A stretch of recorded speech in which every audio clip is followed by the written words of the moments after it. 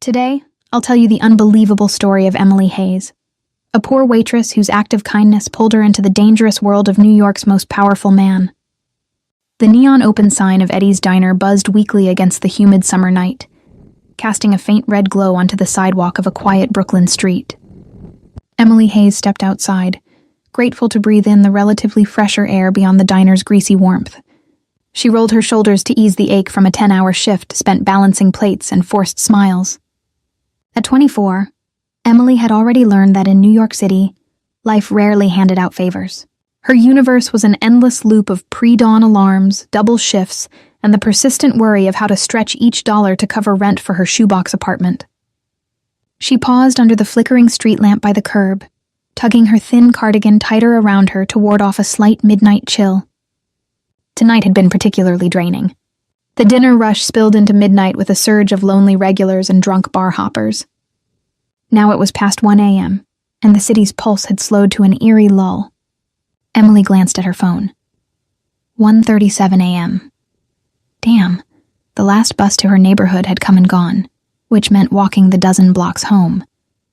She took a deep breath and started down the street, the tap of her worn sneakers echoing softly between darkened storefronts. The city never truly slept, but this part of Brooklyn at this hour felt deserted and a little dangerous. Emily's route home took her through several quiet residential blocks and one stretch of shuttered warehouses. Normally she didn't mind. She had grown used to the solitude and had her keys wedged between her fingers just in case. But something about this night set her on edge, a prickle at the base of her neck, an instinct telling her to stay alert. As she passed a narrow side street near an old pharmacy, Emily heard a muffled thump, followed by a faint moan.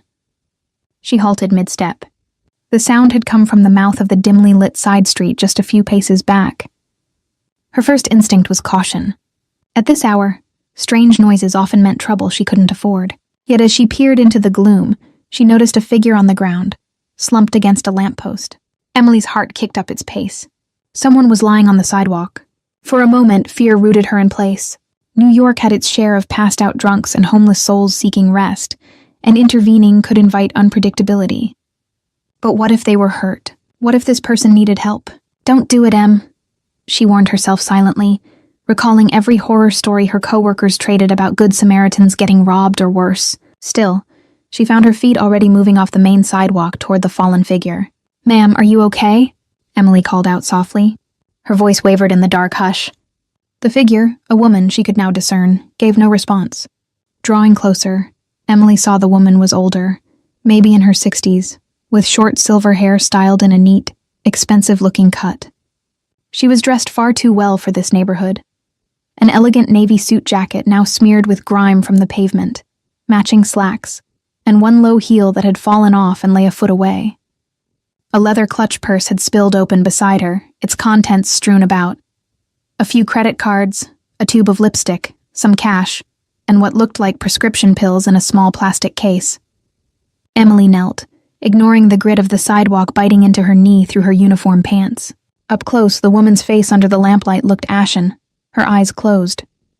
One of her arms was awkwardly tucked beneath her, as if she hadn't even had time to break her fall. Emily's gaze darted around. No one else in sight, no indication of what happened. Had she just collapsed? A heart attack or stroke? Or had someone attacked her? Hands trembling slightly, Emily gently touched the woman's shoulder. "Ma'am, can you hear me?" she enunciated clearly, trying again. The woman's eyelids fluttered faintly at the sound. A small swell of relief rose in Emily's chest. She was alive, at least. But conscious or not, the lady was in obvious distress. Emily quickly shrugged off her thin cardigan and draped it over the woman's torso, hoping to keep her warm in the night breeze. Without another thought, she dug into her own pocket for her phone to dial 911, then paused. Her eyes fell to the scattered belongings and something glinting among them. It was a heavy, cream-colored cardstock, clearly out of place among the normal wallet detritus. Curious, Emily picked it up. In simple, embossed lettering, the card bore a name and a phone number. No title, no company. Just the number, and above it, Matteo Caruso. Scrawled on the back in neat cursive were the words, "In case of emergency." Emily's mind raced. Matteo Caruso, why did that name sound vaguely familiar? She worked at a diner where the cooks and waitresses gossiped about the city's goings-on. Names of local politicians and rumored mobsters occasionally floated in conversation during slow hours. Caruso.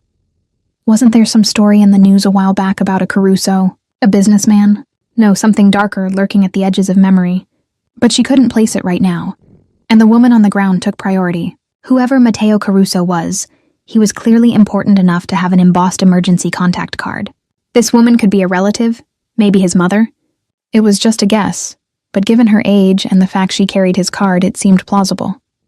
If Matteo was the first person to contact in an emergency, calling him might be the fastest way to help her. The rational part of Emily's brain screamed to call an ambulance first. But then she remembered her location. They were in an industrial edge of the neighborhood, where emergency services notoriously took longer to respond. And if this lady had a heart condition or something, a few extra minutes could mean life or death. If Matteo Caruso could get here faster, or had private medical help, whoever he was, perhaps that was the very reason she carried this card. Hands shaking, Emily unlocked her phone. She hovered a moment between the keypad and the 911 dialer, then pressed the numbers from the card into the phone and hit call. The ringback tone had barely begun before a gruff, deep voice answered on the other end. "Who is this?"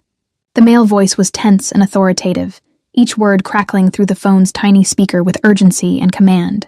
No polite greeting, just a demand. Emily swallowed hard, her mouth suddenly dry. My name is Emily," she said quickly, pressing the phone to her ear as she glanced down at the woman. I found someone, an older woman on the sidewalk. She's unconscious, I think it might be your mother. She had your card with her." For a heartbeat, there was silence. Then the man's voice sharpened like a blade. "What happened? Where is she?" "She just collapsed. I don't know why," Emily stammered. "We're near Atlantic Avenue by the old pharmacy on 3rd. I work at Eddie's Diner and I was walking home." He cut her off, voice cold and precise. "Is she breathing?" Emily bent her head to the woman's chest. The rise and fall was faint, but it was there. Barely, it's very shallow. Her pulse is weak too. She pressed 2 fingers to the side of the woman's neck as she'd seen in first aid guides, relieved to feel a thready beat. A harsh exhale on the other end. "Listen carefully," the man said, steel underlying each syllable. "Do not move. Stay with her. Don't call anyone else. And don't let anyone near her. I'm on my way. 10 minutes. "Oh, okay," Emily managed, but the line had already gone dead. She pulled the phone away, hand trembling. The abrupt silence felt as jarring as the voice had been. He hadn't even confirmed that the woman was his mother or identified himself, but something in his tone told Emily she had just spoken to Matteo Caruso himself. And whoever he was not going to ask twice. Emily slid her phone back into her pocket and blew out a shaky breath. Her heart was drumming anxiously in her chest. Was she doing the right thing? Should she have just called 911 instead? Perhaps Matteo would call an ambulance anyway. Surely he wouldn't just show up without medical help, would he? She cast a quick look around the street. It was deserted, silent except for the distant hum of traffic from a busier avenue and the buzz of the street lamp overhead. Kneeling there beside an unconscious stranger, Emily felt wholly exposed and absurdly alone, but at least help of some kind was coming. The woman suddenly gave a soft groan, a barely audible sound. Emily leaned closer. In the dim light, she could see beads of perspiration on the woman's pallid forehead. Was it a heart attack? She'd seen one once, a customer at the diner who clutched his chest and collapsed. He had been clammy and faint, not unlike this. If that was it, minutes mattered. Emily chewed her lip, indecision gnawing at her. 10 minutes, he had said. A part of her rebelled. What if he didn't make it in time? 10 minutes could be too long. But he'd ordered her not to call anyone else, implying perhaps that calling 911 might complicate things. It struck Emily as odd. Most people's first reaction would be, call an ambulance. Why would he insist she not involve anyone else? Fear of police? Hospital records? Emily brushed those thoughts aside and focused on the here and now. She gingerly took the woman's hand. It was ice cold. With her other hand, Emily adjusted her cardigan to better cover the woman's torso and arms. "It's okay. Help is coming," she murmured softly, unsure if the woman could hear. "Hang on, just hang on." She sat back on her heels, her jeans soaking up the dampness from the concrete. The city air felt heavier tonight, pressing down with a silence that was only broken by the distant wail of a siren somewhere far off. She glanced anxiously down 3rd Street, then back at the older woman. It occurred to Emily that she didn't even know this lady's name. She rifled gently through the contents spilled from the clutch, locating a slim wallet. Her fingers found a driver's license. She angled it toward the street lamp. Gianna Caruso, it read, next to a photo of the same woman in better health, smiling warmly. The surname confirmed it. This must be Matteo's mother, Gianna. Emily silently tried the name, hoping speaking it aloud might rouse her. Mrs. Caruso, Gianna? Can you hear me? She squeezed the woman's hand lightly, but there was no response beyond a faint, raspy breath. Time felt elastic, stretching and sagging with every second that ticked by. Emily's nervous mind filled the quiet with worries. If this was a heart attack or stroke, even 10 minutes might be too long without proper help. What if he doesn't get here in time? What if she dies right here in my arms? The thought made Emily's stomach clench. She looked again down the street. The far end of 3rd intersected a larger road, Atlantic, which at this hour was nearly empty. But as she watched, twin orbs of light appeared in the distance, coming from that direction. They grew brighter, accompanied by the low roar of a powerful engine. Then another set of headlights and another. 3 black vehicles turned onto her block, moving far faster than the usual city traffic. Emily pushed herself to her feet, standing protectively in front of Gianna's prone form. The vehicles, a trio of sleek black SUVs, raced down the narrow street, engines echoing off the brick facades. For a wild second, Emily had the urge to run. This is what you called, she reminded herself. They're here to help. Still, the sight was intimidating.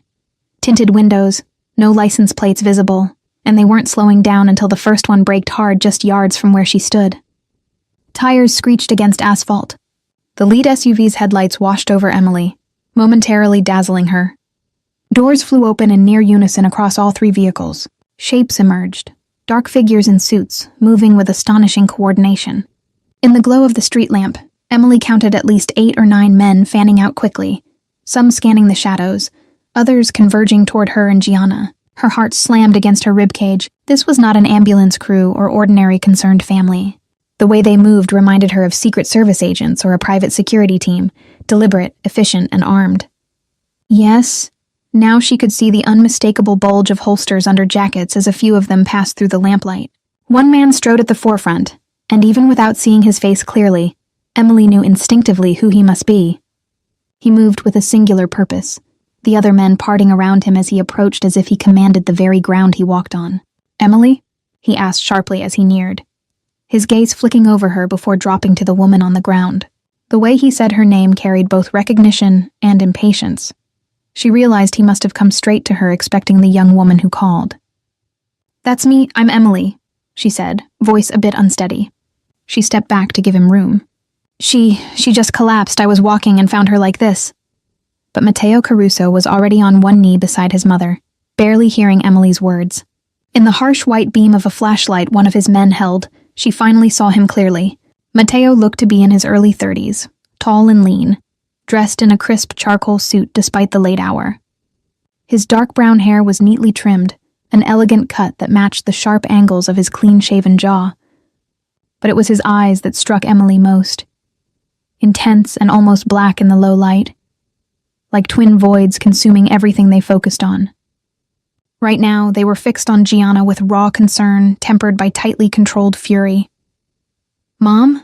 Mama, I'm here," he said quietly, touching the back of his fingers to her pale cheek. It was a soft gesture at odds with the tension radiating from him. With his other hand, he checked her neck for a pulse, much as Emily had, then her wrist. The slightest release of breath told Emily he found one. Another man hurried forward carrying a metal briefcase. He was older, maybe in his 60s, with keen eyes and a slight stoop. Without a word, Matteo moved aside just enough for the older man to kneel opposite him at Gianna's side, snapping open the case to reveal medical equipment. A doctor he had to be. The doctor immediately slipped an oxygen mask over Gianna's mouth and nose, then affixed a small device to her fingertip that Emily recognized as a pulse oximeter. Meanwhile, Matteo's men had formed a loose perimeter, some looking outward, guarding, while 2 others stood a short distance behind their boss, awaiting orders. Emily hovered a step away, feeling utterly out of place now amid this flurry of professional crisis response. Her heart was hammering from adrenaline, and she realized she was clutching Gianna's wallet and scattered cards in her hand. Hastily, she crouched to gather the spilled items, the lipstick, the pill case, the fallen shoe, and tucked them back into the clutch. Her movements drew the attention of Matteo for the first time since he arrived. He looked up at Emily sharply, as if just remembering her presence. Under his sudden scrutiny, she froze, clutching the small purse in both hands. Those dark eyes now turned on her made her breath catch. There was such intensity in them, and something dangerous simmering beneath the surface calm of his expression. "You found her like this?" he asked. The question was simple, but carried an undertone that made clear he demanded absolute truth. "Yes," Emily answered quickly, meeting his gaze for a second before hers fell, intimidated. "I was walking home from work and I heard her fall. I ran over and she was already unconscious. I didn't see anyone else around or anything. Unusual." Mateo's eyes narrowed slightly, as if assessing her every micro-expression. Emily felt pinned in place by that gaze, the weight of suspicion and worry behind it practically tangible. For a moment, in the silence, the only sounds were the soft hiss of the portable oxygen and the murmur of the doctor checking Gianna's vitals. One of the other suited men stepped closer. He was broad-shouldered and stern, his hand resting conspicuously inside his jacket. "Boss, we should get Mrs. Caruso moved. We're too exposed out here," he said quietly to Mateo, though Emily caught the words. "We don't know if this was an accident or something else." Mateo's jaw tightened. "Soon," he replied, not taking his eyes off Emily. "Dr. Verratti, how is she?" The doctor, Verratti, did not look up from where he was wrapping a blood pressure cuff around Gianna's limp arm. "Pulse is thready, blood pressure's very low," he said calmly, but his face was grave. He reached into his case and drew out a preloaded syringe. With practiced ease, he injected something into Gianna's arm. "I'm giving her a bit of atropine to help with the bradycardia. Possibly an arrhythmia or a vasovagal episode. Could be many things. We'll only know with proper tests." Mateo nodded once, a controlled gesture. He then returned his attention to Emily, who stood shivering not from cold but nerves. "What's your name?" he asked, though she had given it once already. "Emily Hayes," she replied softly. Her throat felt dry. She realized the fear that had been simmering inside her was now coiling tight, because now that immediate help had arrived. Emily was acutely aware that she was surrounded by armed strangers in the dead of night, and the man in charge was staring at her like she was one of the unanswered questions of this situation. "Miss Hayes," he repeated, almost thoughtfully, as if committing it to memory. The intensity of his gaze didn't waver. "You just happened to be here when my mother collapsed on the street? At nearly 2 a.m? I work late. At the diner down the block," Emily said quickly, gesturing vaguely behind her. She could feel her pulse pounding at her temples. "I walk home this way most nights. I promise I was just in the right place at the right time. Or the wrong time, maybe," she added nervously. "But I couldn't just leave her there." Mateo rose slowly to his feet. Emily instinctively took half a step back as he did. Standing, he was even more imposing, easily over 6 feet, his broad shoulders cutting a formidable silhouette. He glanced down at his mother again, where Dr. Verratti and another assistant were securing her onto some kind of stretcher board, preparing to lift her. Gianna remained unconscious, the oxygen mask in place, her complexion still worryingly pale. When Mateo looked back at Emily, some of the raw worry in his expression had transmuted into an unreadable coolness. He studied her from head to toe. Emily suddenly became conscious of how she must appear. A young woman in a cheap diner uniform, a few smudges of someone else's blood or dirt on her knees from kneeling on the pavement, hair messy from the long shift. Not exactly someone who belonged in his world of midnight convoys and private doctors. "You called me using her phone?" he asked, voice level but still carrying that undercurrent that demanded honesty. Emily shook her head quickly and held out the cream-colored card. "She had this card in her purse with your name. I wasn't sure what to do. I was about to call 911, but then I found this, and I thought calling you might be faster."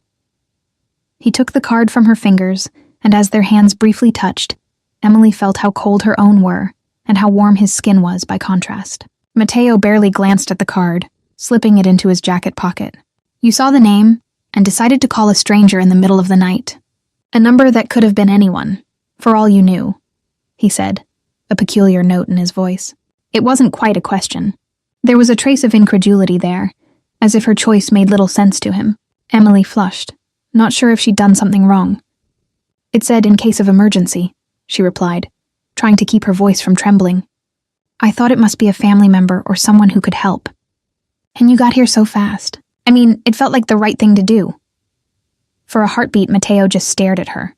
Emily couldn't tell what he was thinking, His face had settled into a controlled mask. Then abruptly he gave a curt nod. It was. Before Emily could fully process that, he gestured toward two of his men. Stefano, Michael, get my mother into the car. Carefully.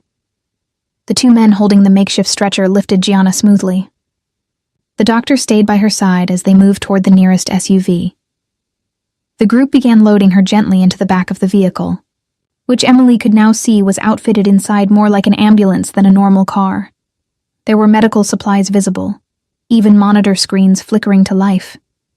Seeing that, Emily's breath left her in a sigh of relief. Whatever else these people were, they were prepared. Gianna was in good hands. She expected maybe to be dismissed then. Perhaps a polite thank you, and then she'd slink back into the shadows of her normal life. But Matteo Caruso did not immediately follow his mother. Instead, he remained there, looming just a step away, watching Emily with those piercing eyes. You've done something important tonight, he said quietly, almost too quietly for his deep voice. Emily sensed that this was as close to gratitude as this man might openly show in front of his subordinates. You likely saved her life, Miss Hayes. Emily exhaled the breath she hadn't realized she was holding. I'm glad I was there, she said truthfully, her voice a whisper. Now that the adrenaline was ebbing, she felt a little lightheaded at the enormity of it. She had just saved someone's mother. This powerful man's mother, apparently. He stepped closer, and reflexively Emily stepped back until her shoulder blades nearly touched the brick wall behind her. He noticed, how could he not when she practically flinched, and something flickered in his gaze. No good deed goes unpunished, is that the saying? He murmured, almost more to himself than to her. Emily's brow furrowed. I'm sorry? Matteo's expression hardened once more, and he spoke in a low, firm tone. You will likely hear about this night again, Miss Hayes. People will want to know what you saw, who was here, perhaps even try to learn details about me or my family from you. He might as well have thrown a bucket of ice water over her. Emily suddenly realized the implication behind his words. This wasn't an ordinary situation. Most people didn't drive around with their own emergency medical convoy. The men calling him boss, the way they formed a protective ring, the weapons, and that name Caruso, it clicked at last in her memory. A snippet of a conversation between two late-night regulars at the diner. Something about the Caruso crew, or that Caruso guy who took over after old man Moretti. They had been talking about organized crime, the Mafia families of New York. Oh God. Matteo Caruso wasn't just a concerned son. He was a Mafia boss, he had to be. The realization was like a physical impact. Emily's mouth went dry. She looked at him anew, fear creeping in at the edges of her mind. He continued, mistaking or correctly interpreting her stunned silence as listening. It's important for your own safety that you forget what you saw here. My mother collapsed, you called, we came. That's all. If anyone else approaches you about this, you don't know anything. You didn't even catch a name, understood?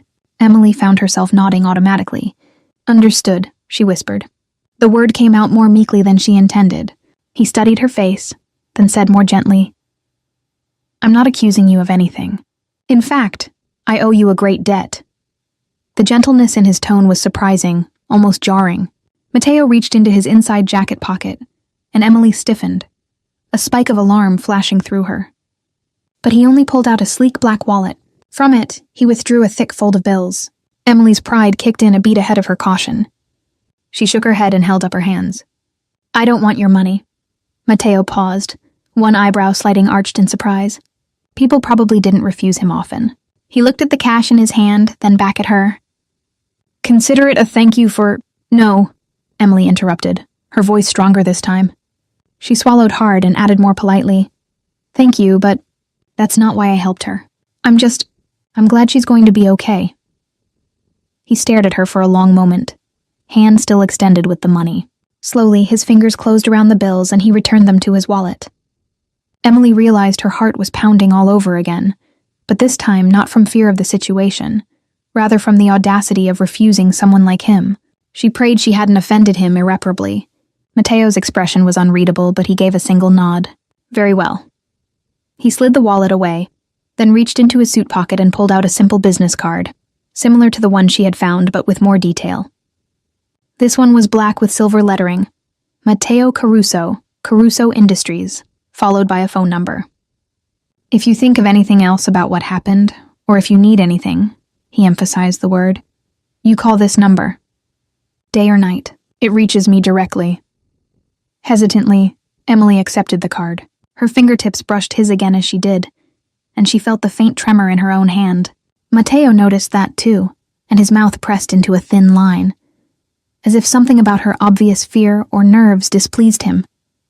Miss Hayes, he said, his tone shifting to something formally polite. I have to take my mother now. Our doctor will ensure she gets the care she needs. He glanced over his shoulder. Gianna was secured into the SUV, and the doctor was already climbing in beside her. The other two vehicles remained idling, ready to escort. Mateo looked back to Emily. Go home. It's late, and you've done more than enough tonight, and thank you. The gratitude in that last statement was genuine, softening his tone. For the first time, Emily saw a hint of the worry and relief behind his controlled exterior. In that moment, he wasn't a terrifying mafia figure, just a son who almost lost his mother. You're welcome, she said quietly.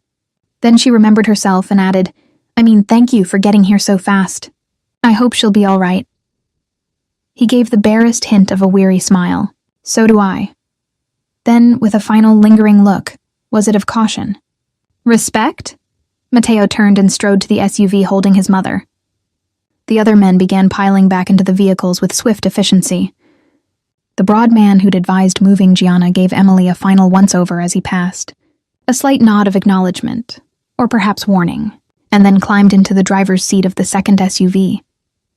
In less than a minute, the convoy of black cars was pulling away, engines revving low as they made a swift U-turn back toward Atlantic Avenue. Emily stepped back instinctively as the last SUV passed her, its tires splashing through a small puddle and spraying her shins with cold water. She barely noticed. Just like that, the block was empty again, save for Emily and the faint red glow of the diner's sign at the corner. It was as though the night's events had been a fever dream. One moment she was alone with an unconscious stranger.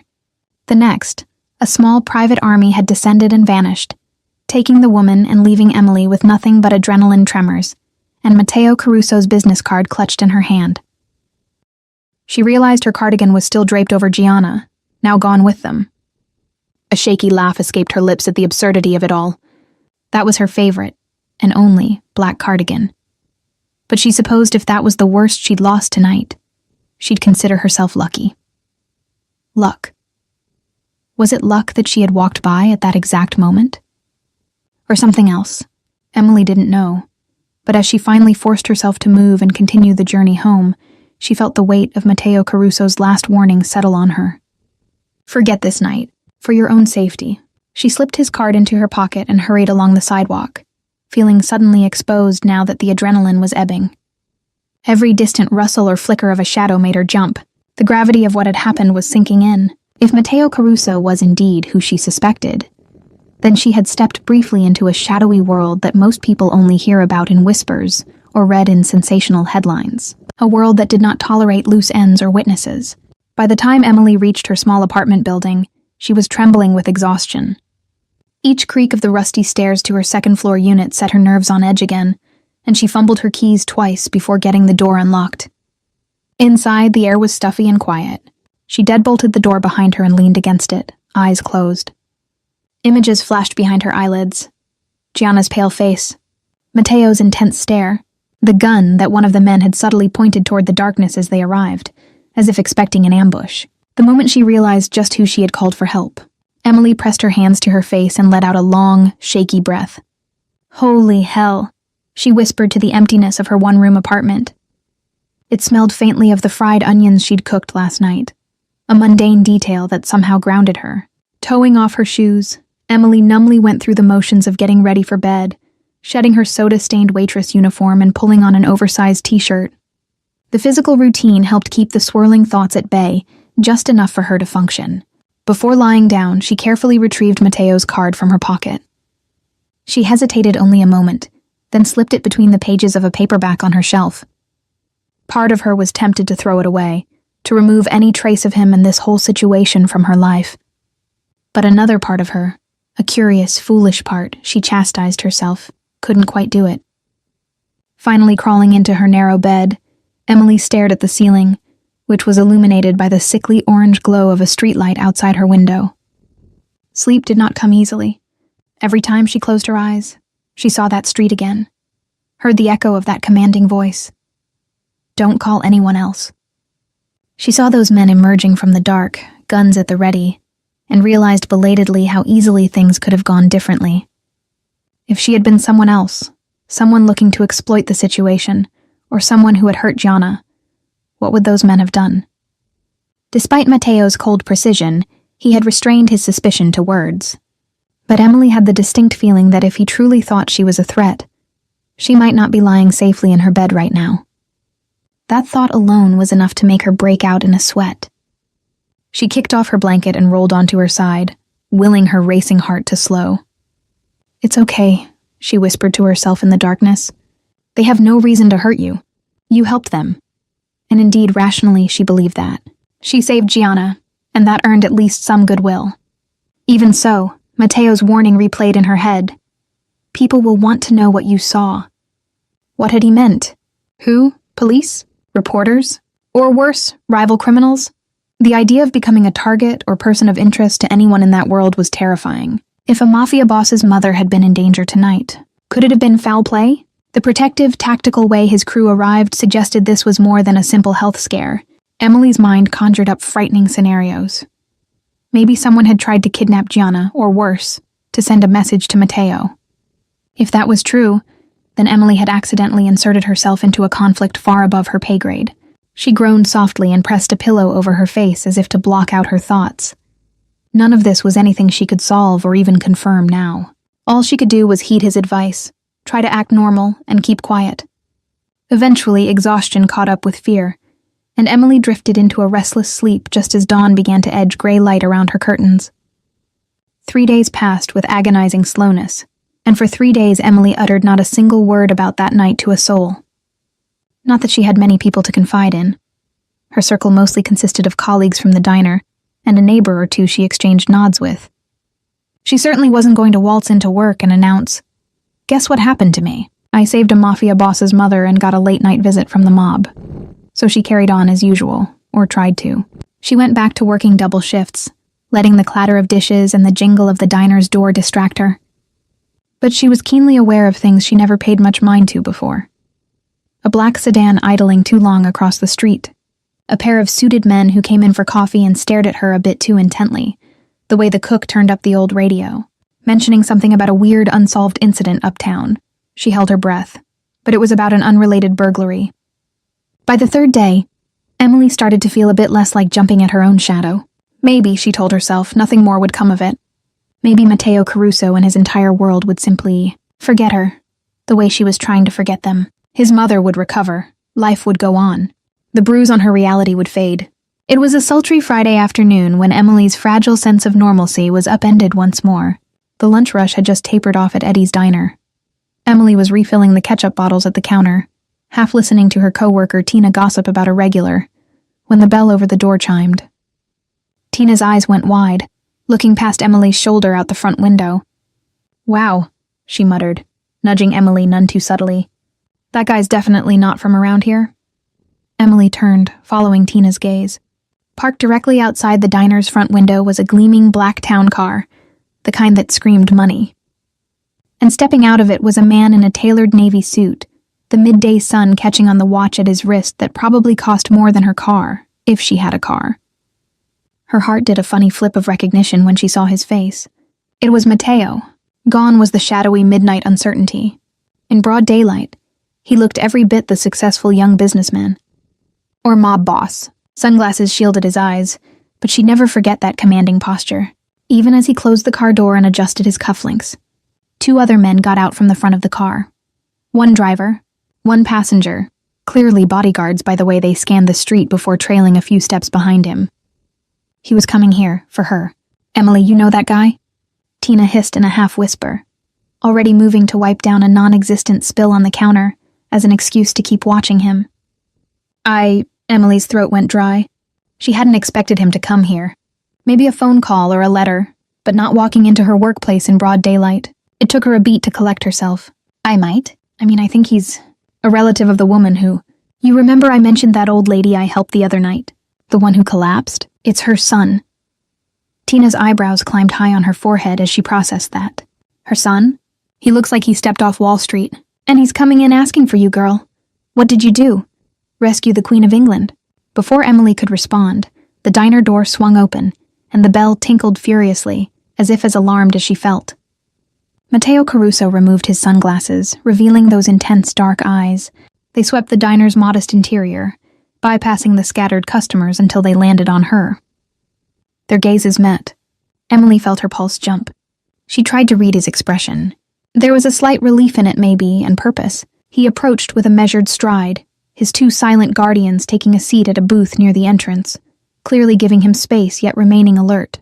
He stopped a polite distance from where she stood behind the counter. A faint smile touched his lips, an attempt at warmth, perhaps, though it didn't fully reach those probing eyes. "Miss Hayes," Matteo greeted, inclining his head. "I hope I'm not interrupting." His voice, though civil and softer than the sharp tone she remembered from their first encounter, still carried that naturally commanding timbre that turned a simple statement into something that demanded attention. Emily realized she had been gripping the ketchup bottle so hard her knuckles were white. She set it down, praying Tina or none of the customers could sense her jittery nerves. She summoned a small smile. "Mr. Caruso, hello? This is unexpected." Understatement of the century, but at least her voice didn't shake. Tina was hovering just a step away, curiosity practically radiating off her. Matteo's eyes flicked to the other waitress and then back to Emily, understanding her reluctance to speak freely. "Perhaps we could sit," he suggested, gesturing to an empty booth by the window. "I'd like to talk if you have a few minutes." Emily glanced toward the kitchen where her boss usually was, but he was nowhere in sight. Likely out back taking a smoke break. Tina gave her an encouraging little nod, or was it a shove? And muttered, "Go, I'll cover." Hard in her throat, Emily slid out from behind the counter and led Matteo to the booth. She was hyper-aware of everyone's eyes.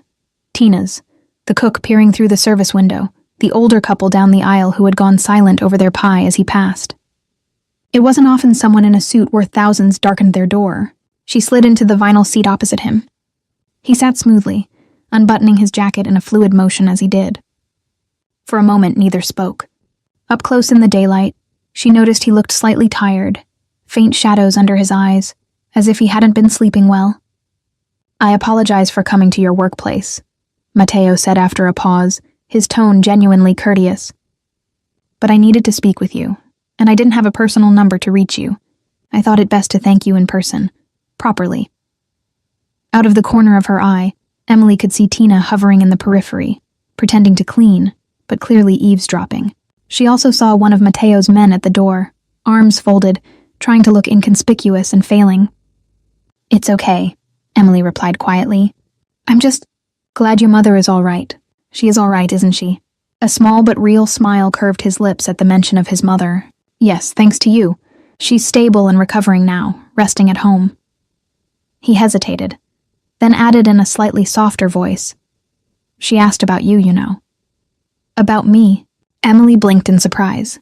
She remembers collapsing and a kind young woman with pretty red hair trying to help her. The faintest hint of a tease colored his words, and Emily felt her cheeks warm.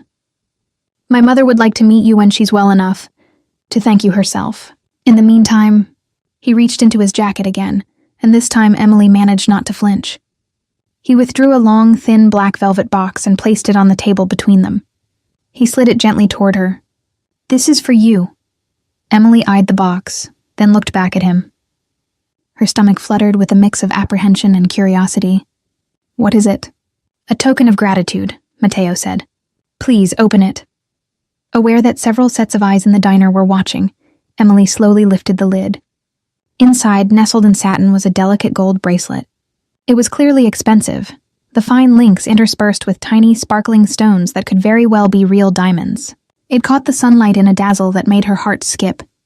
"Oh, I can't accept this," Emily said instantly, even as the magpie part of her brain marveled at its simple beauty. She shut the box hastily, hands shaking, and pushed it back gently. "It's too much. You don't have to." Matteo held up a hand, polite but firm. "It's not money, Miss Hayes, it's a gift. In my family, we're old-fashioned about thank yous. My mother picked it out for you herself." There was a plea in his tone now, so subtle she almost missed it. He was giving her an excuse, a socially acceptable reason to take it that didn't injure her pride. His mother's choice. Emily bit her lip. Turning down a cash reward was one thing. Refusing a personal gift chosen by a grateful older woman felt entirely different, almost rude, and he had phrased it in a way that laid it on his mother's door, whether true or not. "Please," Mateo urged quietly. "It would put my mother's mind at ease to know you've accepted a gesture of thanks. She feels indebted to you deeply." Hesitating, Emily let her fingers rest on the velvet. She recalled the genuine gratitude in his voice that night, the fear in his eyes when he saw his mother in peril. Perhaps accepting this wouldn't be so bad. It didn't mean she expected anything else, and if it made them feel better, all right, she agreed softly. "Please tell your mother I said thank you, and that I'm so happy she's recovering." She managed a tentative smile. "And it's beautiful." "It's really not necessary, but I appreciate it." Relief looked odd on a man like Mateo, but she saw it in the slight ease of his shoulders. "I will tell her," he said warmly. "Thank you." He sat back a little as if a formality had been settled. But he didn't move to leave, and Emily realized there was likely more to this visit. As if confirming her thought, Mateo glanced down at his folded hands on the table. For the first time since he entered the diner, he seemed almost unsure. "Miss Hayes, Emily," he began, catching her gaze. There was a weight to the way he said her first name. It sent a small thrill through her, and she wasn't sure why. "I also came to make sure you're doing all right. I know that night was traumatic and perhaps frightening after we left. I wanted to personally ensure that no one has bothered you about it." His tone hardened a fraction as he finished, the unspoken or else hanging in the air. Emily shook her head. No one's bothered me. I've been fine, just working and..." She almost said, trying to forget, but thought better of it, not wanting to imply he and his family were a bad memory. "And everything's been normal." He nodded, studying her face as if verifying her answer. She wasn't telling the full truth. She had been jumpy. Yes, but technically no one had bothered her. "That's good to hear," Mateo said quietly. His eyes wandered for a moment, taking in the simple diner around them. "I know I was rather curt with you that night. You must understand. I was worried about my mother, and also concerned about what led to her collapse." Emily's curiosity piqued at that. She leaned in slightly. "Have you found out what it was? The doctor, did he say?" A muscle in Mateo's jaw twitched. "Not conclusively, no, but he suspects it may not have been a natural health episode." His voice dropped lower, and Emily had to focus to catch the words. "We found traces of a certain medication in her system, something she doesn't take. It could have induced fainting and slowed her heart." Emily's eyes widened. "Medication, you mean someone might have given it to her?" Even though she had suspected as much, hearing him confirm it made her skin crawl. He pressed his lips together, a shadow crossing his face. "It's a possibility, one we are taking very seriously." He paused, then added in a voice edged with anger. "If someone tried to hurt my mother, I will find out who, and they will answer for it." The air between them felt charged suddenly, the menace behind his words palpable. Emily shivered involuntarily. Not at him exactly, but at the idea that yes, she had indeed stumbled into something dark. "I'm so sorry," she said softly. And because a part of her felt he might need to hear it, she added, "I hope you find out what happened. She seems like such a lovely woman. I can't imagine why anyone would want to harm her." Mateo looked at Emily, and his eyes gentled a fraction. "Thank you, Emily. She is a lovely woman. Too good for the world I operate in." The admission was tinged with regret. Hearing him acknowledge his world so openly surprised her. Emily glanced around. No one was close enough to hear that remark, but still, as if reading her mind, Mateo gave a faint, humorless smile. "Don't worry. I'm not about to give a seminar on my business here." Then that touch of wryness softened into something more personal. "Would you perhaps let me take you to lunch? Somewhere nicer than this." He gestured politely at the worn Formica table and the ketchup-smudged menu tucked between the napkin dispenser and salt shaker. Emily was caught off guard by the invitation. Her immediate instinct was to refuse. Her life was finally calming down, and getting more entangled with this man spelled trouble, didn't it?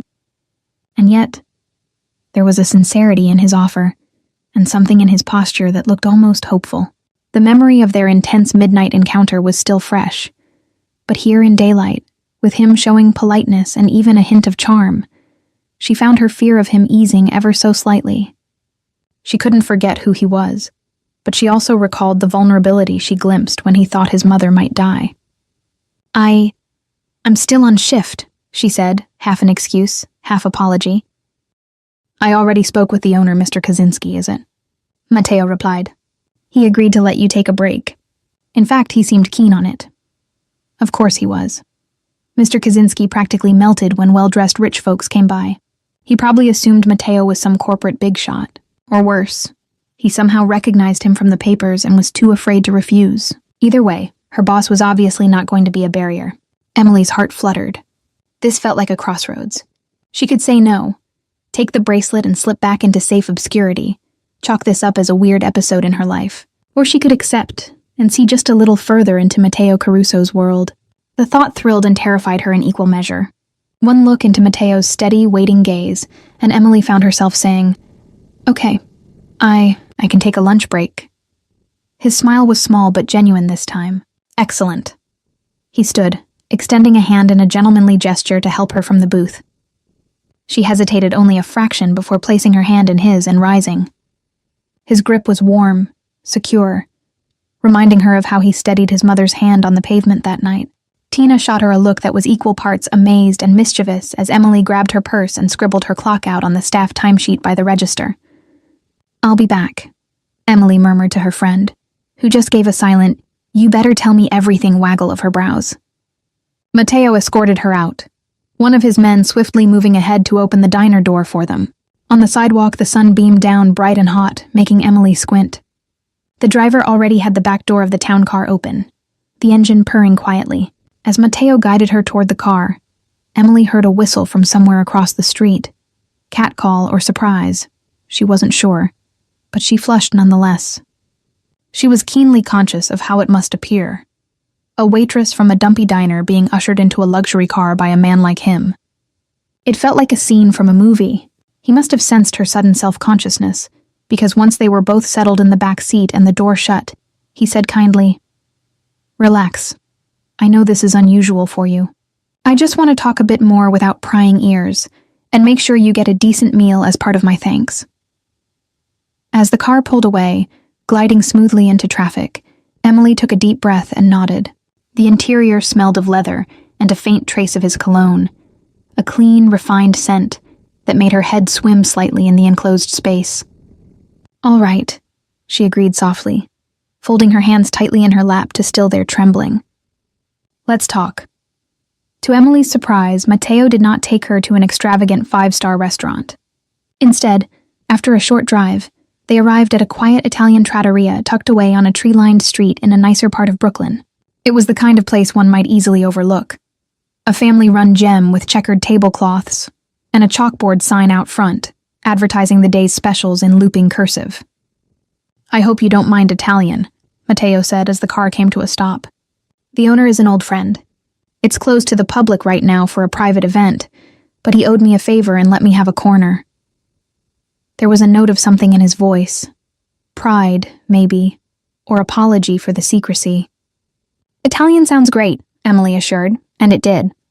Her stomach chose that moment to rumble softly, reminding her she'd been too nervous to eat much during her shift. And the scents wafting through the open door of the restaurant as they approached, ripe tomatoes, basil, baking bread, were heavenly. Inside, the trattoria was dim and cool.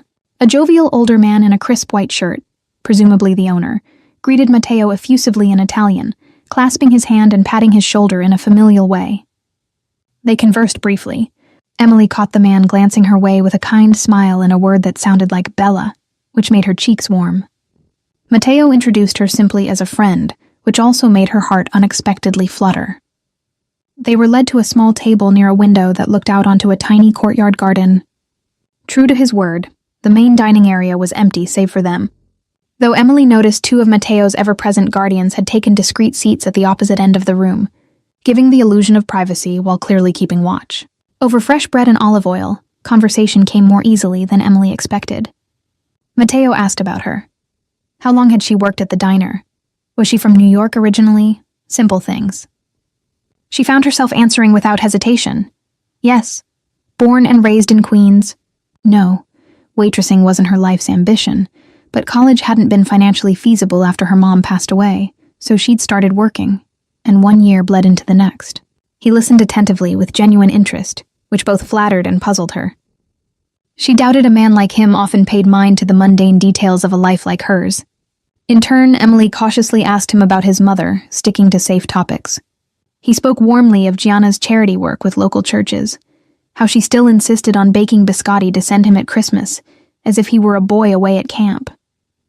There was clear love in his voice, and it made him a touch more human in her eyes. Main courses arrived, piping hot plates of pasta al pomodoro for her and a porcini risotto for him. It smelled divine and tasted even better. Emily realized it had been ages since she'd sat down to a meal she hadn't cooked herself or grabbed on the go. As she twirled spaghetti on her fork, Emily decided to brave a slightly deeper subject. "Mr. Caruso, Matteo," he gently corrected. "Please, after all that's happened, formality feels out of place, don't you think?" She smiled a little. "Matteo," she amended. It felt oddly intimate using his first name. But he was right.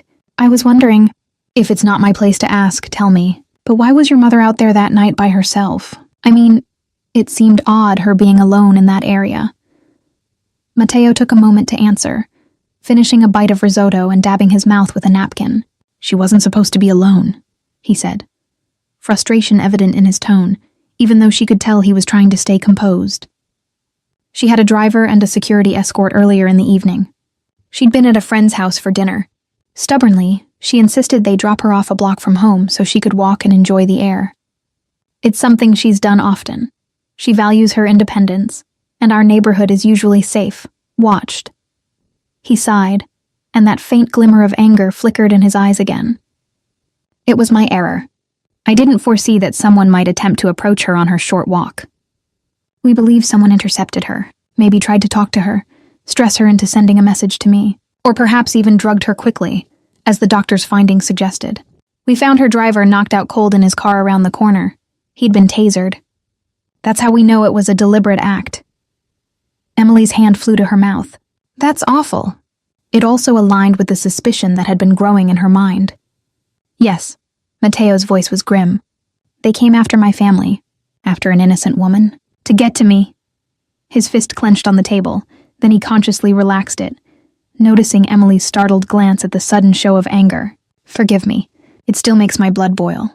Emily reached out before thinking, her hand gently touching his forearm that rested on the tablecloth. "I'm so sorry," she said softly. "I can't imagine how horrible that must feel." His arm tensed under her fingers at first. Then he turned his hand over in silent acceptance of her comfort. It was a simple gesture, but somehow charged with meaning. "It's the reality of my life," Matteo replied quietly. "One I hope to shield her from. And others." They stayed like that a moment, his hand very warm beneath hers. Then he gently patted her hand and withdrew, perhaps mindful of propriety or the prying gaze of his men. Emily felt a strange disappointment at the loss of contact. Clearing his throat, Matteo changed the topic slightly. "I hope you understand now why I was so insistent that night about discretion. Word of what happened to my mother got out in certain circles. If it became known that you were a witness or involved, those responsible might seek you out." His eyes darkened. "I could not allow that." Emily shook her head, a chill passing over her despite the cozy restaurant. Have they tried to seek me out?" He shook his head. "Not that we've detected. I've had some people quietly keep an eye on you, just in case." Seeing her eyes widen, he added quickly, "For your protection, Emily." The black sedan she spotted idling near her apartment yesterday morning suddenly made sense. She had chalked it up to paranoia. Maybe it wasn't paranoia after all. But at least they were his people, not the enemy's. Thank you," she said, not entirely comfortable with the idea of being watched, but admittedly relieved it wasn't malicious. Matteo's lips curved a little. "I'm sure it was annoying. My apologies if it felt invasive, but I'd rather have you irritated than in danger." A small huff of laughter escaped her. "When you put it like that, I guess I can't complain." They exchanged a gentle smile. The ease with which they were conversing now surprised Emily. She felt the initial wall of fear she had around him eroding.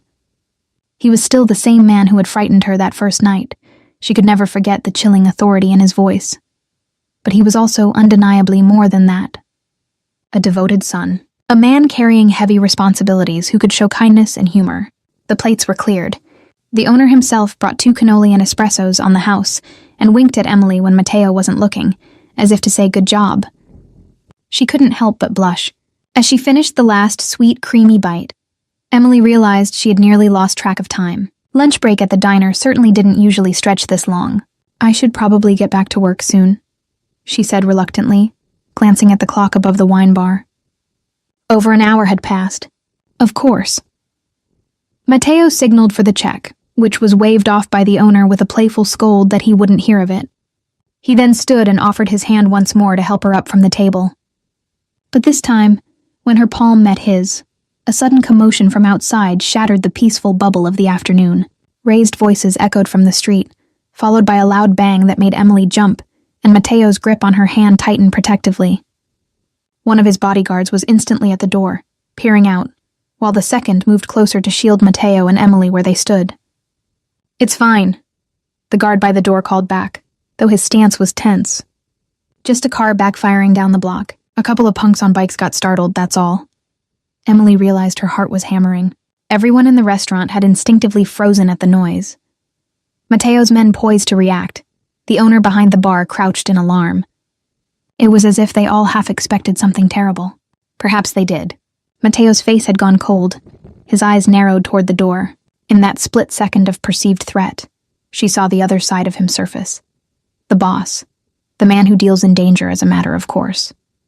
His jaw was set, and there was a tension in him as if he was coiled to spring. Without thinking, Emily's free hand gently touched his forearm, drawing his attention down to her. "It's okay," she said softly. "False alarm, right?" He looked at her, and some of the hardness melted. He nodded and released a slow breath she suspected he'd been holding. "Yes, force of habit."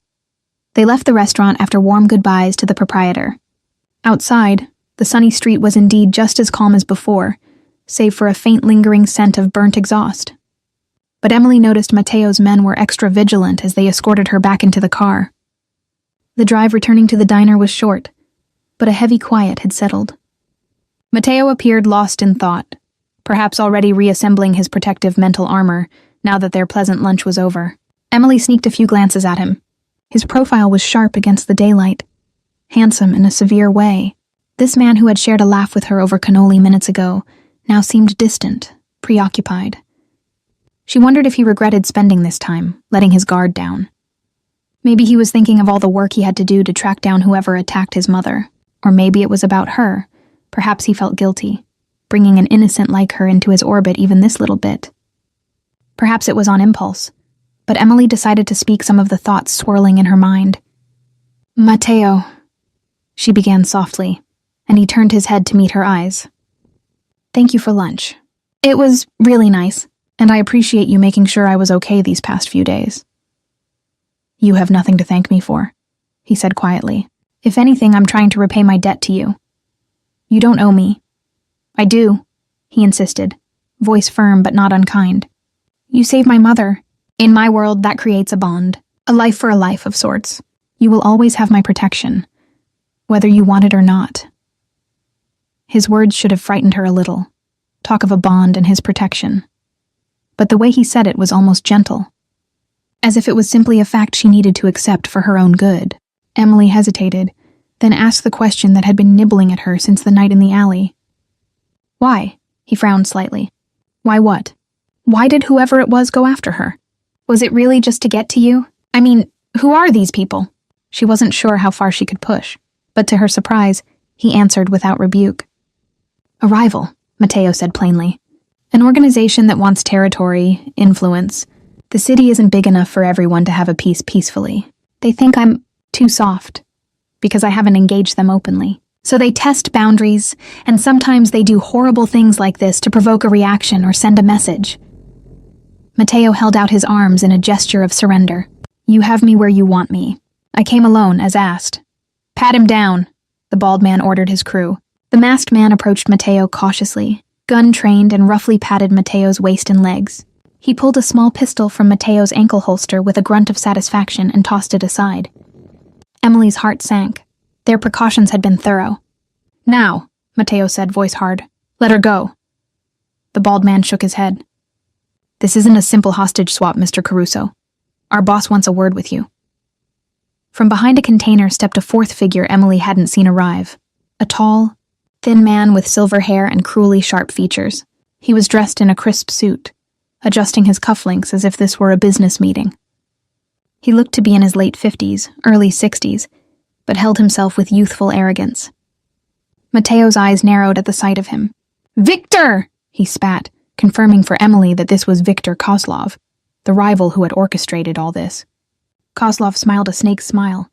Mateo, you've been a hard man to get hold of. I was beginning to think you didn't value your lovely friend here. His lightly accented voice oozed false charm. Mateo took a step forward, fury emanating from him. Let her go, Kozlov. Your issue is with me, Victor tutted. All in good time. First we talk business. You've encroached on my operations for the last time. After tonight, one way or another, the balance of power in this city shifts.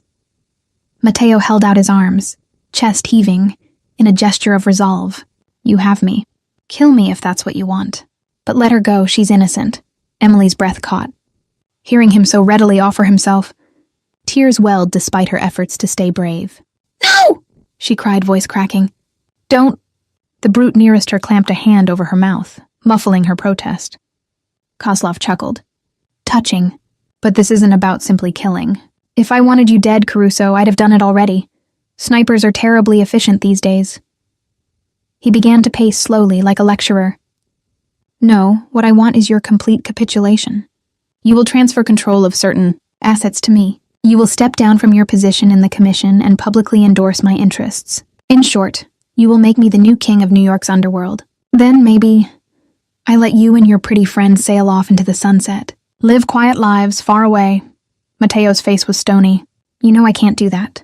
My men would never follow you. It would be an all-out war. Kozlov sighed dramatically. Stubborn, just like your father was. Look what it got him.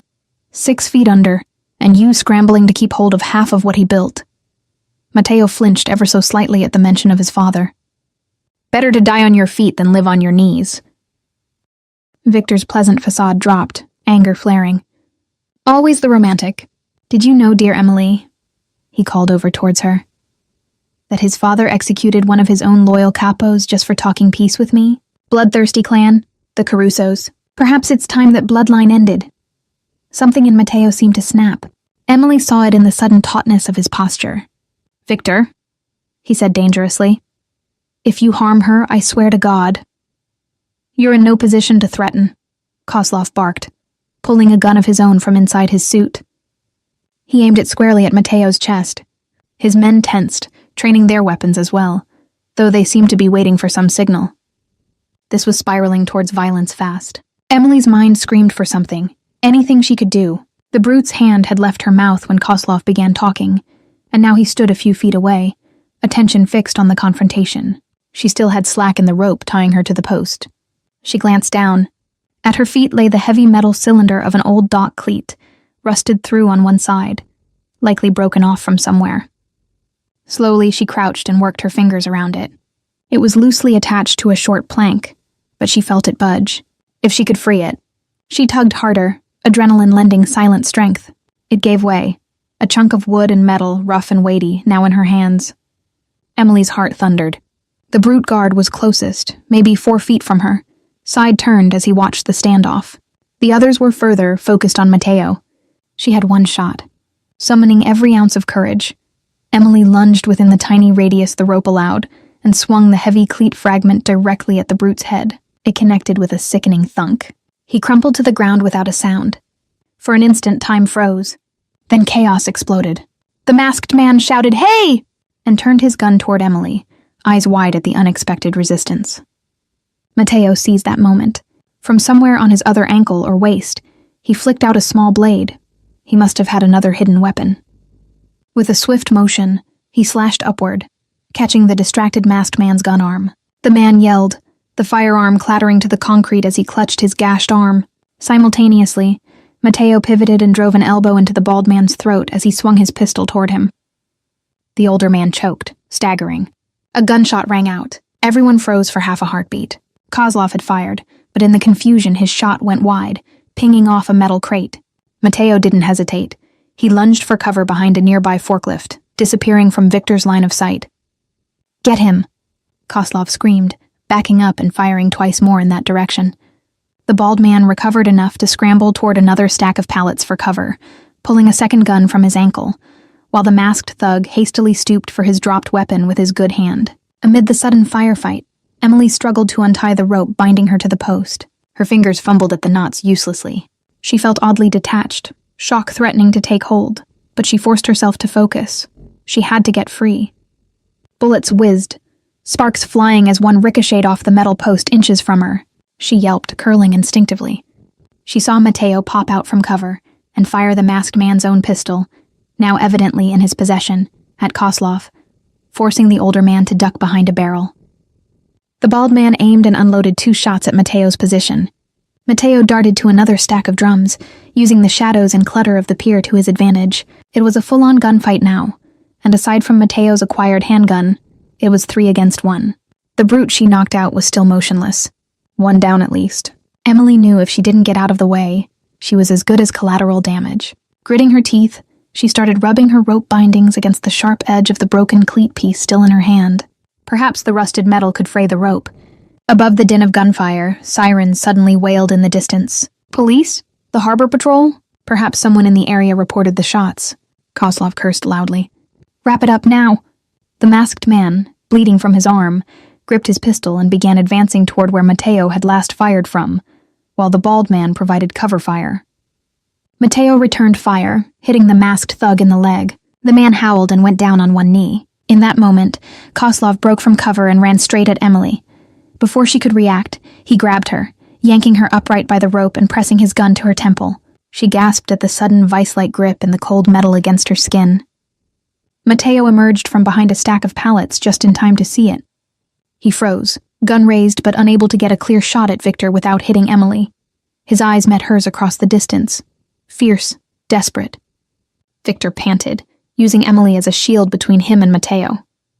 "Drop it," he snarled, "or I swear I will put a bullet in her brain." Emily squeezed her eyes shut, tears spilling. "This was it." "Don't!" Mateo yelled, taking a step forward.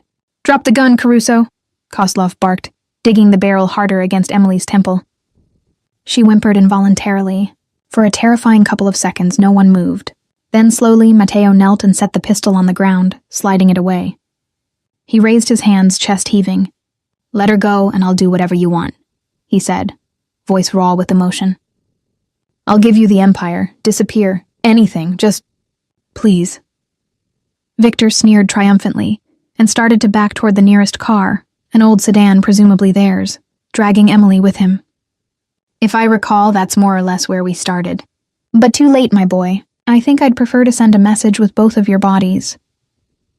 Emily opened her eyes in time to see a blur of motion behind the pile of crates beyond Victor. Was that... A thunderous crack resounded. For a split second, Emily thought she'd been shot. But she felt no pain. Instead, she saw Victor Kozlov's face go slack with shock, his eyes dropping to a sudden red stain blooming on his pristine white shirt. Another shot rang out, and she felt the rope jerk violently as Koslov was thrown back. His grip on her loosened, the gun at her head clattering away. Victor collapsed to the pier, 2 red patches spreading on his torso. Emily stumbled free of his grasp, breathing hard. She looked toward the source of the gunshots. Out of the darkness strode a figure she recognized, one of Mateo's men, Stefano, the one who had been at the diner's door just yesterday. Behind him, a few others fanned out, weapons drawn. They must have followed despite orders, waiting for an opening. Relief crashed over her in a wave. The cavalry had arrived, and in the nick of time. The bald kidnapper and the masked one, seeing their boss down and reinforcements swarming, immediately threw down their guns and raised their arms in surrender. Mateo wasted no time sprinting toward Emily.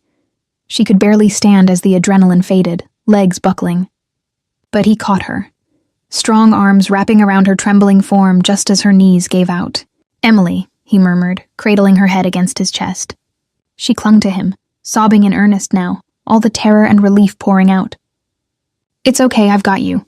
You're safe now," he soothed, one hand stroking her hair, the other steadying them both as he lowered them to sit on the ground. She could feel his heart pounding almost as hard as her own. Behind them, Mateo's men disarmed the remaining kidnappers and checked Kozlov, who lay motionless, eyes staring vacantly at the night sky. Sirens grew louder. Flashing red and blue lights reflected off the side of a warehouse at the end of the pier. The police were almost there. One of Mateo's men said urgently, "Boss, we need to go now." Mateo held Emily a fraction tighter. "I'm not leaving her." The man hesitated. "They'll be here in seconds. If we stay, we'll have a lot to explain. And you'll be—" "I don't care," Mateo snapped. But Emily found her voice finally, albeit weak and muffled against his shirt. "He's right," she said. She pulled back enough to look Mateo in the eyes.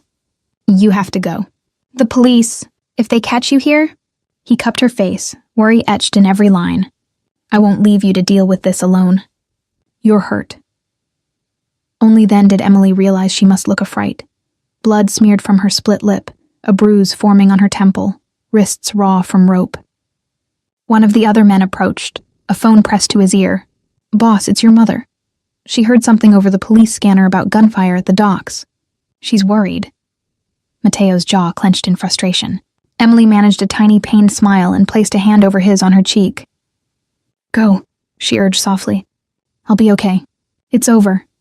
He closed his eyes for a moment, then nodded. Leaning in, he pressed a gentle, lingering kiss to her forehead. "I will find you as soon as I can," he whispered fiercely. "I promise." With that, he stood, still holding her hand until the last second as he stepped away. Then he was gone, melting into the shadows with his men, just as the first NYPD squad cars screeched onto the pier, officers fanning out with guns raised, yelling for anyone present to put their hands up. Emily sat there amid the aftermath, bound, bruised, next to a dead crime boss and 2 wounded thugs moaning on the ground, and let the police find her. They swarmed in, shouting, securing weapons, cuffing the kidnappers. 2 officers gently untied her and helped her up. She answered their flurry of questions in a daze, sticking to a simple story. She was abducted, held hostage, not sure who these people were or why. Yes, that was Viktor Kozlov. The cops exchanged dark glances at that. No, she didn't know the man who saved her. Everything happened so fast and it was dark. Maybe a rival of Kozlov's? She didn't know. She kept insisting, playing the traumatized, clueless victim as best as she could. In truth, it wasn't entirely an act. She was traumatized and grateful and exhausted. And above all, she missed Mateo's presence fiercely, even though he'd only been gone minutes. An ambulance arrived. EMTs fussed over her, checking her head injury and wrapping her wrists. The world felt surreal. As they lifted her into the ambulance to take her for further evaluation, Emily caught a glimpse of a black sedan far down the street, barely visible behind a line of warehouses. It was there one second and gone the next. Maybe it was her imagination, but she liked to think it was him, watching just to ensure she was safe. In the days that followed, Emily became something of a reluctant media sensation. Hero Waitress survives mob kidnapping. Her face was on the local news, though she kept her interviews brief and vague. The police kept her in protective custody at a hospital for 2 nights, mostly to guard against any retaliatory attempt and to question her repeatedly. But with Kozlov dead, and his surviving goons eager to cut deals, the case against that faction solidified quickly, without needing much from her. She gave formal statements, identified the kidnappers, and that was all. When the dust settled, it looked as if the Kozlov operation had been planning to go after the Caruso family, and she was collateral caught in the crossfire. The official narrative was that an unknown third party intervened in the firefight. Some speculated it was vigilante justice or a rival gang, but no one could say for sure. Emily, of course, kept Mateo's name out of it entirely, and without evidence, the authorities couldn't connect him to the scene. If any detectives suspected the truth, they didn't press her on it. Perhaps even they didn't want to tug that thread too hard. Eventually, she was allowed to go home. Her boss at the diner gave her paid time off, a first in the history of Eddie's Diner, to rest and recover. Her neighbor, Mrs. Kowalski, insisted on bringing her soup and watching over her like a doting aunt whenever she could. But what Emily truly yearned for was a sign from Mateo. She had his number, of course, and he had hers. But after such a harrowing ordeal, she understood he might be laying low, or dealing with the power vacuum left by Kozlov's demise. The newspapers hinted that police presence in the city's underworld was heavy, anticipating potential fallout. So she waited, trying to be patient, trusting his promise. It was 5 days after the incident when a knock came at her apartment door just after sunset. Emily's heart leapt into her throat. Somehow she knew, even before peeking through the peephole. She opened the door to find Matteo standing there in a charcoal jacket, looking tired and a touch nervous. Behind him at the stairwell loitered one of his ever-watchful men. She recognized Stefano again, who politely turned away to give them privacy. For a moment, she and Matteo simply looked at each other. Then Emily broke into a smile that brought a sheen of tears to her eyes, and Matteo stepped forward, gently wrapping her in his arms. She sank against him, releasing a breath she felt she'd been holding ever since that night. "Hi," she managed, voice wobbling with happiness. "Hi," he whispered, pulling back just enough to search her face. His fingers lightly traced the fading bruise on her temple, then the healing cut on her lip, as if reassuring himself she was really okay. "I'm sorry it took me so long." "You're here now. That's all that matters," she said earnestly, then with a half chuckle. "Though you've caused quite a stir in my life, you know. Paparazzi I never asked for." His mouth twitched in a guilty smile. "I heard. You handled it brilliantly. I'm sorry you had to endure any of it." Emily shook her head. "We both endured, but we made it." Matteo's expression turned more serious. "It's over. Kozlov's men have scattered or come to heel under other leadership. The immediate danger is gone, and I've had a lot of time to consider what's next." She guided him into her apartment, shutting the door behind. He looked around the tiny studio, his tall frame almost out of place in the humble surroundings. But she saw no judgment, only relief and tenderness in his gaze when it returned to her. "Sit," she offered, motioning to her small couch. They settled side by side, turned toward each other. Dusk's light slanted through her window, casting long shadows. Matteo took a breath. "I meant what I said that night. I'll step away from it all. Leave the city, the business.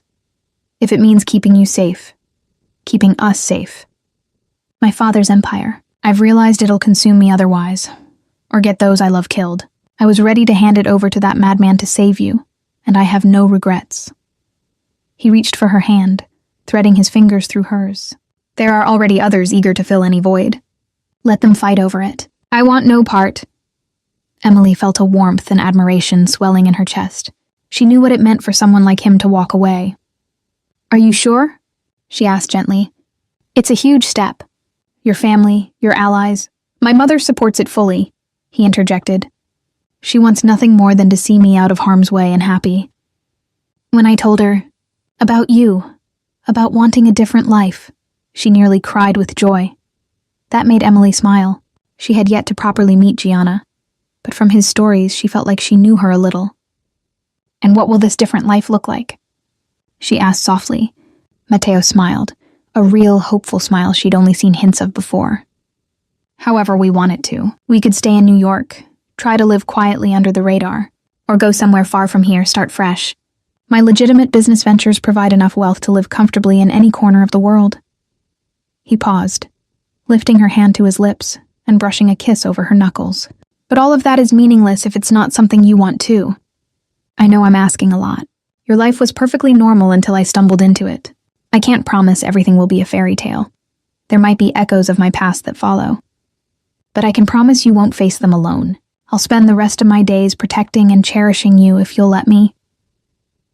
Emily felt tears again, but this time they were tears of happiness welling up. She gently cupped his cheek, feeling the slight rasp of stubble under her palm. "Matteo, you are what I want. Through whatever comes. I chose that when I stepped into that car with you and didn't look back." He turned his head to press a kiss into her palm, eyes shining. "You have changed my life, Emily Hayes, for the better." "And you changed mine," she whispered. "We'll figure out the rest together, okay?" "Together," he echoed, and closed the small gap between them to kiss her. It was their first true kiss, coming after chaos and fear, now a promise of love and freedom. His lips were soft and warm against hers, careful at first as if afraid to hurt her healing wound, but she melted into him, deepening it with all the emotion pent up in her heart. When they finally parted, breathless, Emily laughed quietly.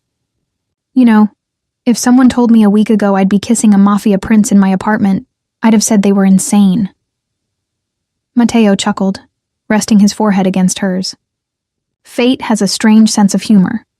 She grew more serious and added, I don't need fancy or safe or anything specific. I just need you, whatever that looks like. He kissed her again softly. You have me, and I have you. That's all that matters. Outside, the city pulsed on as it always did. Cars honking, distant chatter of neighbors on stoops, life moving unabated. But inside that little apartment, a new world was being forged between two people who had found something precious in each other amid the darkness. Emily curled into Mateo's embrace on the couch, content to stay there as night fell. There were details to figure out. Yes. Where they'd go. How to transition out of his old life gracefully. But they had time and, most importantly, hope. At one point, Mateo's phone buzzed with a text. He glanced at it and smiled. It's my mother. She wants to invite you to dinner as soon as you're ready. Emily grinned. I suppose I should formally meet my rescuer's mother, shouldn't I? He brushed a strand of hair behind her ear, his expression turning tender. She'll love you. She already does. Just hearing about you. I look forward to it. Emily settled against him, feeling the steady beat of his heart under her cheek. For a long moment, they sat in peaceful silence, simply holding on to each other. The nightmare was over, and dawn was coming. Perhaps not literally just yet, but in the trajectory of their lives. Emily thought of the girl she was only a short while ago, tired, scraping by, convinced that surprises in life were rarely good. How wrong she was. Meeting Mateo had been the most terrifying and extraordinary thing to ever happen to her. It upended everything, and yet she felt more alive and seen than ever before. She lifted her head to look into his eyes. So where to, Mr. Crusoe? What corner of the world shall we carve out for ourselves? He smiled, that boyish grin that made her stomach flutter. I hear Tuscany is lovely this time of year, he mused. Vineyards, quiet villages, or perhaps the coast of Spain, with warm breezes off the Mediterranean. Anywhere, as long as I'm with you. Emily closed her eyes, imagining it. Sun-drenched days, no threats looming, just them living freely, maybe even daring to be happy in the simplest of ways. It sounded perfect, but even if plans changed or troubles arose, she knew they would face them side by side. They had already passed through fire and come out forged stronger together. She met his gaze steadily, squeezing his hand. Anywhere sounds perfect. Mateo leaned in and kissed her once more, sealing their unspoken pact. And as Emily kissed him back, she felt it deep in her soul. Sometimes the most unexpected paths lead to exactly where you were meant to be. Her old life as a lonely waitress was gone, left in the ashes of that night. In its place was a future she never dared dream of. A future with a man who had risked everything for her, and who she would gladly follow to the ends of the earth. Whatever lay ahead, they would step into it together, hand in hand, hearts intertwined, ready to face a new dawn beyond the shadows of the past.